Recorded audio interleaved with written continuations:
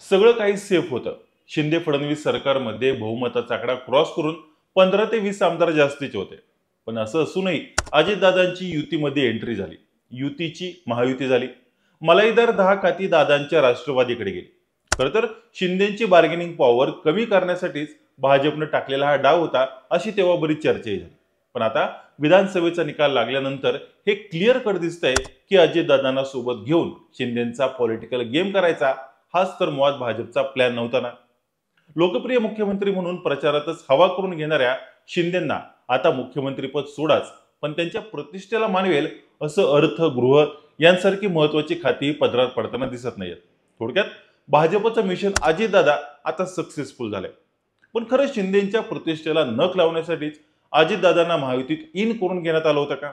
शिंदेना sideline करण्यात भाजप कसं यशस्वी ठरतंय? आणि सर्वात महत्वाचं म्हणजे सगळ्यांना पुरून उरत शिंदे काही वेगळा डाव टाकत भाजप आणि अजितदादांची भिंगरी करू शकतात का?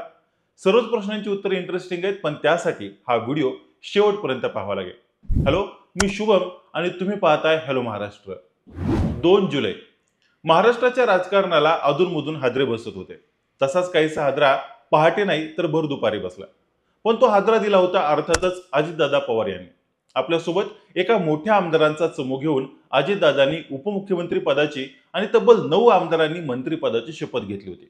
नक्की घडतंय काय याची कुणाला पुसटशी कल्पना देखील नव्हती. मात्र काही तासातच चित्र क्लिअर झालं होतं. शिवसेनेनंतर राष्ट्रवादीतही अभूतपूर्व फूट पडली होती आणि ती घडवून आणली होती अजितदादा पवार यांनी. खरं तर स्टेबल गव्हर्नमेंट असतानाही 2 दिवसांआधी ज्या युती सरकारला विरोधी पक्षनेता म्हणून घाम फोडणारे अजितदादाच सत्तेचे वाटेकरी बनले. खरं तर तेव्हाच शिंदेच्या खास शिलेदारांकडे असणारी खूप महत्वाची मलाईदार खाती अजितदादांच्या मोऱ्यांना देण्यात आली होती. थोडक्यात मुख्यमंत्री शिंदेचा जो काही एक कलमी कार्यक्रम चालू होता त्याला ब्रेक घालत अजितदादांना सोबत घेऊन भाजपनं शिंदेची बार्गेनिंग पॉवर कमी करून टाकली होती. प्रकरण एवढ्यावरच थांबलं नव्हतं. लोकसभेच्या निवडणुकी वेळेस भाजपनं शिंदेच्या अनेक जागा ग्राउंड सर्व्हेचं कारण पुढे करत बळकावल्याचं बोललं गेलं. निकालात परफॉर्मन्स चांगला राहूनही जास्त जागा न लढवल्यामुळे शिंदेचं तसं नुकसानच झालं होतं. विधानसभेच्या निकालात तर जे शिंदेचं बोर्ड धरून भाजप सत्तेत बसली, त्याच भाजपनं मोठा गेन करत बहुमताच्या अगदी जवळचा ऐतिहासिक आकडा गाठलाय. ज्या अजितदादांचे 10 ते 12 आमदार कसेबसे निवडून येतील असं बोललं जात होतं, त्याला मुठमाती देत घड्याळाचे तब्बल 41 आमदार निवडून आले.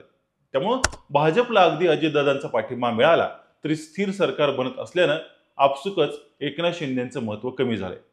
फडणवीस आणि अजितदादा यांनीही अगदी पद्धतशीर डाव टाकत शिंदेंना साईडलाईन केलंय की काय, अशाही अनेक घटना मागच्या काही दिवसात समोर येत आहेत. अजितदादांनी भाजपला न्यायनिवाडा करण्याचे सगळे अधिकारच देऊन टाकले. देवेंद्र फडणवीस मुख्यमंत्री व्हावेत असा अप्रत्यक्ष रेटाही राजकारणाच्या चर्चेत आणला. अजितदादांची अगदी अमित शहा, देवेंद्र फडणवीस यांच्या भेटी दरम्यानची बॉडी लँग्वेजही अगदी स्पष्ट सांगत होती की त्यांचं काम फत्ते झालंय आणि ते काम म्हणजे शिंदेच्या वाढत्या प्रभावाला कमी करणं.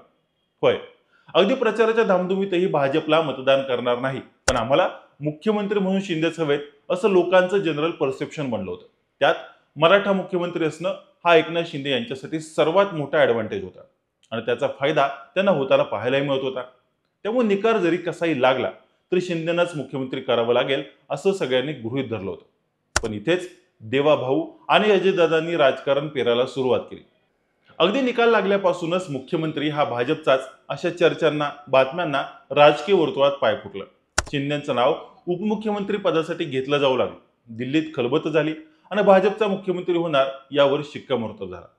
पण या सगळ्यात शिंदेंना त्यांच्या आमदारांना कोणतंच इमोशनल पॉलिटिक्स, प्रेशर पॉलिटिक्स वापरायला फडणवीस आणि अजितदादांनी संधी दिली नाही. अगदी टाइमलाईन नीट पाहायचं झालं तर भाजपनं अजितदादांना सोबत घेऊन 2 जुलैला पेरलेल्या राजकारणाचं फळच आता फडणवीसांना चाखायला भेटतंय की काय असं म्हणायलाही बराचसा स्कोप उरतो. शिंदे सध्या नाराज आहेत. बाहेरून पाठिंबा देऊन ते सत्तेतून बाहेर राहण्याचा हा व्हिडिओ बनवत असताना तरी चर्चा सुरू आहे. पण शिंदेचा पक्ष सत्तेत न राहता जिवंत राहू शकतो का? त्यांचे आमदार स्वस्थ राहू शकतात का? हाही तितकाच महत्वाचा प्रश्न. त्यामुळं सामान्य जनतेसाठी दादांचा वादा वेगळा होता, मात्र भाजपसाठी दादांचा वादा हा आपल्या तिसऱ्या सहकार्याचा पंख छाटण्याचा कार्यक्रम करण्याचा तर नव्हता ना, हा प्रश्न आता राजकीय विश्लेषकांच्या डोक्यात धुमाकूळ घालत नसेल तरच नवल. बाकी तुम्हाला काय वाटतं? शिंदेच्या वाढत्या प्रभावाला, राजकीय वर्चस्वाला थोपवण्यासाठीच अजितदादांना सोबत घेऊन युतीची महायुती करण्यात आली होती का? तुमचं याबद्दलचं काही मत असेल, प्रतिक्रिया असतील तर आमचा कमेंट बॉक्स तुमच्यासाठी खुला आहेच. बाकी अशाच नवनवीन आणि माहितीपूर्ण व्हिडिओ पाहण्यासाठी हॅलो महाराष्ट्र या आमच्या चॅनलला लाईक, शेअर आणि सबस्क्राईब करायला विसरू नका. व्हिडिओ शेवटपर्यंत पाहिल्याबद्दल धन्यवाद.